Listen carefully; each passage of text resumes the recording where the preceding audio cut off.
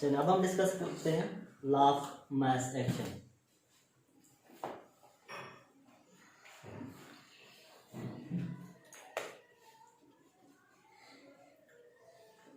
Law of mass action जो है ना बेसिकली रिएक्शंस की रिएक्टिविटी के बारे में है कि रेट ऑफ रिएक्शन जो है ना वो फॉरवर्ड हो या रिवर्सिबल हो, वो डिपेंड करता है रिएक्टिविटी ऑफ रिएक्टेंट्स के ऊपर। अब रिएक्टेंट्स जो है ना वो दो टाइप में कन्वर्ट हो जाते हैं फॉरवर्ड और रिवर्स रिएक्शन की बेस पे।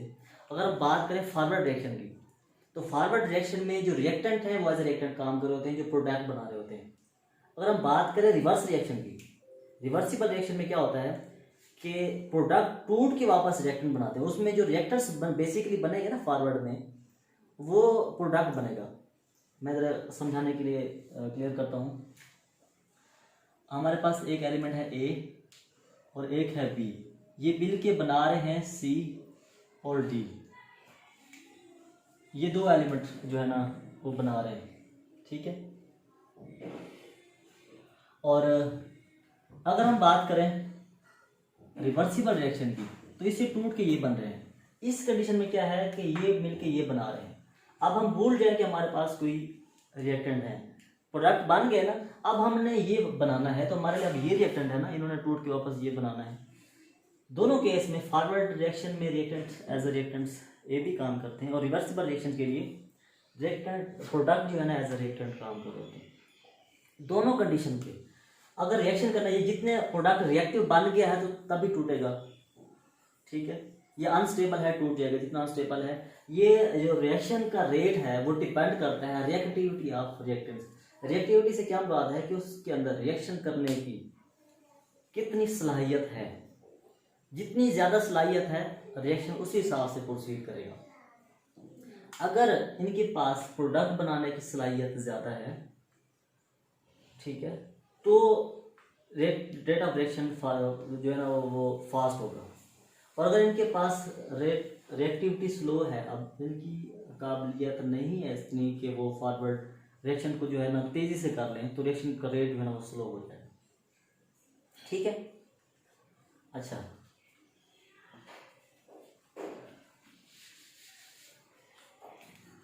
हमने डिस्कस किया था ये जो फॉरवर्ड रिएक्शन होता है, rate of forward reaction is directly proportional to the molar concentration of reactants.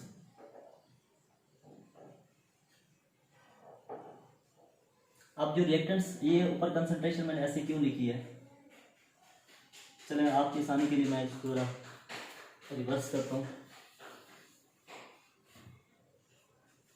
Rate of forward reaction directly proportional है molar concentration of A plus molar concentration of A and molar concentration of B. इसके directly proportional है कि जितनी concentration मिकदार पे भी depend करता है और रिएक्टिविटी पे भी डिपेंड करता है। रिएक्टेंट्स कितने हैं उस पे भी डिपेंड करता है, ठीक है। और वो कितने रिएक्टिव हैं इस चीज़ पे भी डिपेंड करता है। फॉरवर्ड रिएक्शन किस किस बातों पे डिपेंड करता है, एक उनकी कंसंट्रेशन जितनी ज़्यादा होगी उतने प्रोडक्ट ज़्यादा बनेंगे और जल्दी से बनेंगे, ठीक है। और वो जितना रिएक्टिव होगा तो उतना जल्दी उसका रेट ऑफ रिएक्शन जो है ना वो इंक्रीज होगा, ठीक है। अगर हम इसको जरा देखें कि जब भी प्रोपोर्शनलिटी का साइन हटता है, इक्वल और एक कांस्टेंट आता है, इसको मैं फॉरवर्ड रिएक्शन के लिए केयर करता हूँ। और ये जो मोलर कंसंट्रेशन है इसको सिंबॉलिकली ऐसे भी रिप्रेजेंट किया जा सकता है। यहाँ पे जो मोल होंगे उसको इस ब्रैकेट के अपर कॉर्नर पे लिख देते हैं, इन केस ऑफ बी ऐसे लिखा जाएगा, ठीक है। तो यहाँ पे जितने मोल्स होंगे वो उसकी पावर के ऊपर लिख देते हैं, ठीक है। अच्छा, अब ये के एफ हम अक्सर आप लोगों ने सुना, जैसे अभी भी मैंने कहा है कि जब भी इक्वल का साइन प्रोपोर्शनलिटी का साइन हटाते हैं, इक्वल और कांस्टेंट लगाते हैं।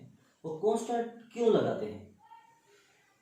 कांस्टेंट इसलिए लगाते हैं कि जैसे मैं कह रहा हूँ कि जितने रिएक्टेंट्स हैं वो प्रोडक्ट बनाएंगे, जितने ज़्यादा रिएक्टिव हैं उतनी तेज़ी से वो प्रोडक्ट बनाएंगे। मिसाल के तौर पर मेरे पास रिएक्टेंट हैं 20, तो प्रोडक्ट भी 20 के 20 बनने चाहिए, यानी कि रिएक्टेंट्स को कन्वर्ट हो जाना चाहिए प्रोडक्ट के अंदर कम्प्लीटली। ये हम थियोरेटिकल कहते हैं। और प्रैक्टिकली जब देखा गया कि सारे के सारे रिएक्टेंट जो है ना वो कन्वर्ट नहीं होते प्रोडक्ट के अंदर, जितने कन्वर्ट नहीं होते ये किसी भी वजह से कुछ इम्प्योरिटीज या कुछ ऐड अप हो जाता है तो प्रोडक्ट के अंदर कन्वर्ट नहीं हो जाती, या कुछ साइड रिएक्शन करके किसी और में कन्वर्ट हो जाते हैं। वो जो एलिमेंट कन्वर्ट नहीं हो सकते प्रोडक्ट के अंदर, तो हम बैलेंस करने के लिए कि 20 इधर हैं 20 इधर पूरे होने चाहिए, जितने रह जाते हैं हम उसको कांस्टेंट की जगह पर रिप्लेस कर देते हैं। ठीक है, मेन हमारा ये होता है कि हमारा जो प्रोडक्ट है वो ये है, अगर ये नहीं बन रहे जो रह जाते हैं हम उसको कांस्टेंट की जगह पर रिप्लेस कर देते हैं। तो इक्वल के साथ कांस्टेंट इसलिए लगाते हैं। ये बिल्कुल इक्वल नहीं होता कि जिनके रिएक्टेंट बिल्कुल बराबर नहीं होते, रिएक्टेंट्स प्रोडक्ट के बराबर नहीं होते, जो रह जाते हैं हम उसको कांस्टेंट की जगह रिप्लेस कर दे होता है। इसी वजह से हम इसके साथ किसी भी जब प्रोपोर्शनलिटी के साइन के बाद हम कांस्टेंट लगाते हैं। अच्छा, अगर हम बात करें रेट ऑफ रिवर्स रिएक्शन की, वो डायरेक्टली प्रोपोर्शनल होता है molar concentration of C plus molar concentration of D। इसको भी आप प्रोपोर्शनली का साइन हटाएंगे तो इक्वल हो जाएगा KR के, क्योंकि रिवर्स कांस्टेंट हम ये लगाएंगे, और molar concentration of C and molar concentration of D ये आ गया। अगर हम बात करें केमिकल इक्विलिब्रियम की, हमने डिस्कस किया पहले केमिकल इक्विलिब्रियम क्या है। केमिकल इक्विलिब्रियम में तब होता है जब rate of forward reaction equal हो जाए रेट ऑफ रिवर्स रिएक्शन की, तो ये कंडीशंस कहलाती है केमिकल इक्विलिब्रियम की। अब हमने देखा कि यहाँ पे हमारे पास जो रेट ऑफ फॉरवर्ड रिएक्शन है उसकी वैल्यू ये है, आप इसी जगह पुट कर दें कि F into concentration of A and concentration of B equal हो जाएगा रिवर्स कांस्टेंट C की कंसंट्रेशन और D कंसंट्रेशन। यहाँ तक कोई बात समझ ना आई हो, अगर आज नहीं है तो पूछ लेना है। अच्छा, अब हम क्या करते हैं कि इन रिएक्टेंट्स को इस साइड लेके जाते हैं मैथमेटिकली। आप जानते हैं कि जब भी कोई वैल्यू इक्वल की दूसरी साइड में जाती है तो साइन चेंज करती है। यहाँ पे मल्टीप्लाई में है तो इधर जाके डिवाइड में आ जाएंगे, और इस के आर को इस साइड पे ले आ जाएंगे। तो K f divided by K r will be equal to C concentration of C plus concentration of D divided by A and B। ठीक है? Yes sir.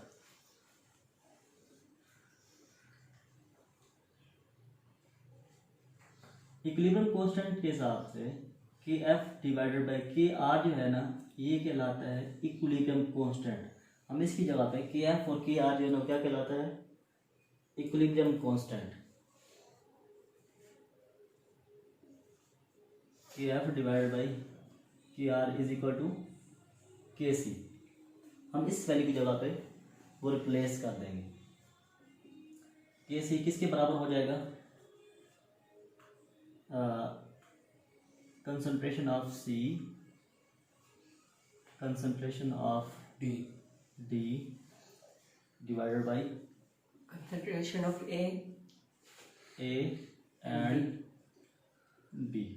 सर ये जो इक्वल की दूसरी साइड केस थी है वो सारी की इक्वल होगा वो, और जो हम लोगों ने बनाई है इक्वल की दूसरी साइड में इक्वेशन। बिल्कुल, ये के एफ और के सी इक्वल है, के एफ और के आर जो है ना वो इक्वल है के सी की सारी वैल्यू जी। अब ये इसकी वैल्यू आ गई। बेसिकली जो के सी है इक्विलिब्रियम कांस्टेंट है, वो डिपेंड करता है प्रोडक्ट के ऊपर। इक्विलिब्रियम कांस्टेंट कह सकते हैं कि डायरेक्टली प्रोपोर्शनल है प्रोडक्ट के और इनवर्सली प्रोपोर्शनल है रिएक्टेंट्स के। आप इस फॉर्मूले के तहत ऐसा भी कह सकते हैं। ये आपके पास कहलाता है लॉ ऑफ मास एक्शन यहाँ पे। अच्छा, अब हम इक्विलिब्रियम कांस्टेंट जो है ना के सी, इसको यूनिट भी है। यहाँ तक ये सारा क्लियर है? Yes sir. कोई बात ऐसी किसी को जो समझ ना आए? चले, अब हम एक और टॉपिक डिस्कस करते हैं इसके साथ, यूनिट ऑफ इक्विलिब्रियम कांस्टेंट।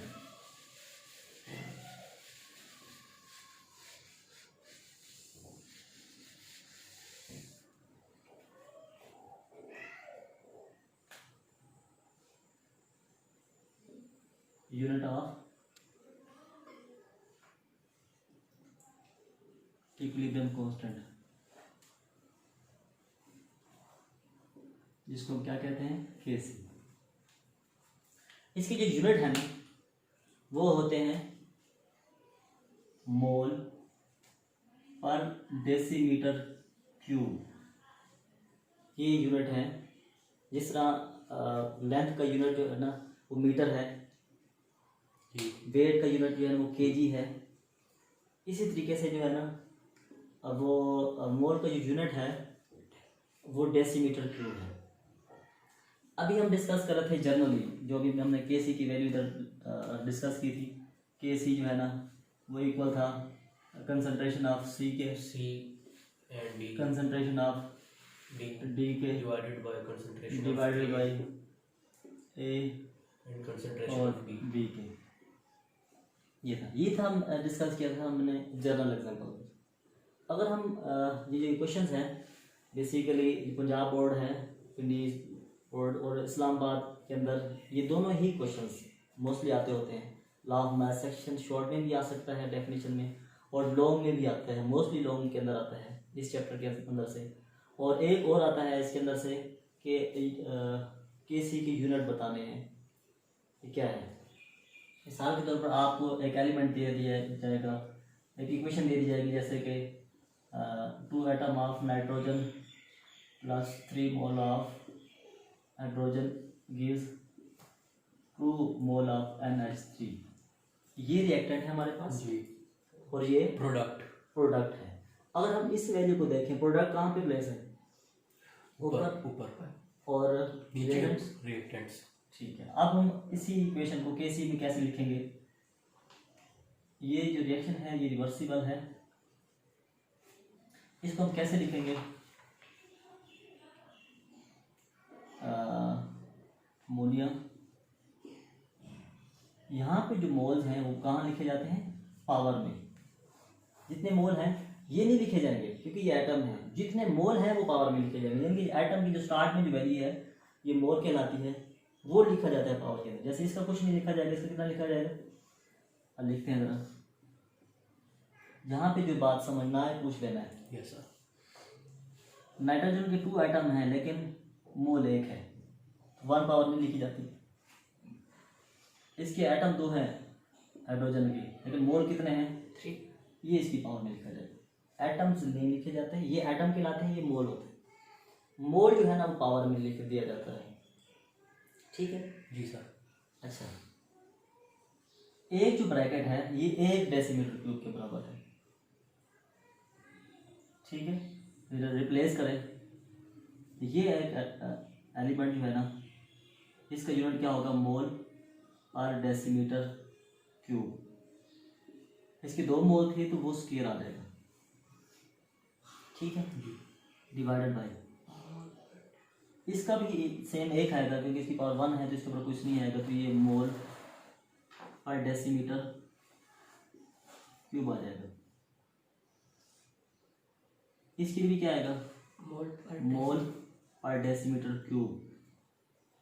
हमारे साहब आप बताएं ज़रा, इसकी पावर लिखी जाएगी या नहीं लिखी जाएगी, नहीं लिखी जाएगी। नहीं लिखी जाएगी। हमजा आप बताएं, नहीं आएगी, क्यों, सर पहले से तो ये क्या लिखा हुआ है, मैंने अभी क्यों? बताया है, मैंने अभी ही बताया है कि एक ब्रैकेट बेसिकली एक यूनिट है।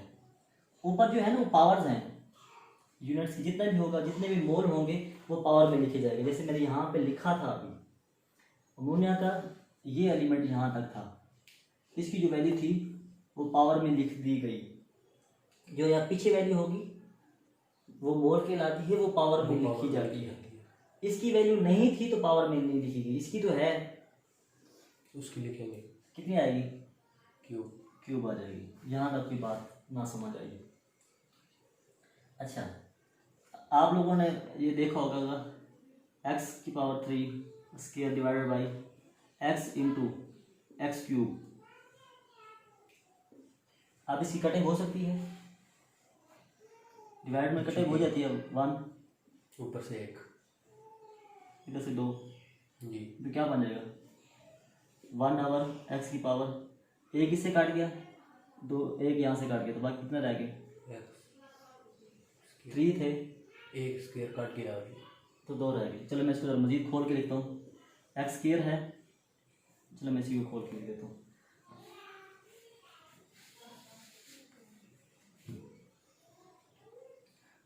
इसको जरा मैं ओपन करता हूँ। स्क्वायर का तो यही मतलब होता है ना, मोल पर decimetre cube multiply by mole पर डेसीमीटर क्यूब। स्क्वायर का ये मतलब होता है ना, ये एक बार है तो इसको एक ही बार लिख देंगे, मोल पर डेसीमीटर क्यूब। ये कितनी पावर्स हैं? क्यूब में 3 बार। 3 बार लिख दिया जाएगा, क्योंकि जितनी पावर्स होती हैं उसको उतनी बार ही मल्टीप्लाई कर देते हैं। मोल पर डेसीमीटर क्यूब, मोल पर डेसीमीटर क्यूब, मोल पर डेसीमीटर क्यूब। अब जरा कटिंग करते हैं। अपवर्ड है, डाउनवर्ड है, कोई प्लस माइनस का साइन नहीं है। एक इससे काट गया, ये एक इससे काट गया, एक से सॉरी इससे काट गया, बाकी कितना रह गए? 2 स्क्वायर। 2 रह गए। तो इसको कैसे लिखा जाएगा? मोल पर डेसीमीटर क्यूब होल स्क्वायर। ऊपर तो कुछ नहीं रहा ना, तो 1 है, जी। ये रहेगा मोल और डेसीमीटर क्यूब पर डेसीमीटर क्यूब स्क्वायर। इसका स्क्वायर। ये है इसके केसी की यूनिट। ऐसे आपके पास एक इक्वेशन दी जाएगी ऐसे, और कहा जाएगा कि इसके केसी की यूनिट बताने हैं, इक्विलिब्रियम कांस्टेंट की यूनिट बताने हैं। ये दिया होगा और आपको ये बताना होगा। उसके लिए क्या करेंगे, आप पहले इसकी केसी की वैल्यू इस हिसाब से लिखेंगे। प्रोडक्ट जो इधर होगा उसको ऊपर लिखेंगे, रिएक्टेंट्स को नीचे लिखेंगे। एक ब्रैकेट की जगह पे आप एक डेसीमीटर क्यूब लगाएंगे, जो उसके मोल्स हैं उसको पावर में लिखेंगे, उस पावर को उतनी बार खोल के आप उसको कटिंग करेंगे, जो आपके पास आंसर आएगा। ये आपका जवाब। ठीक है जी सर। अब देखें, अगर कोई बात अनक्लियर रह गई है तो वो पूछ लें।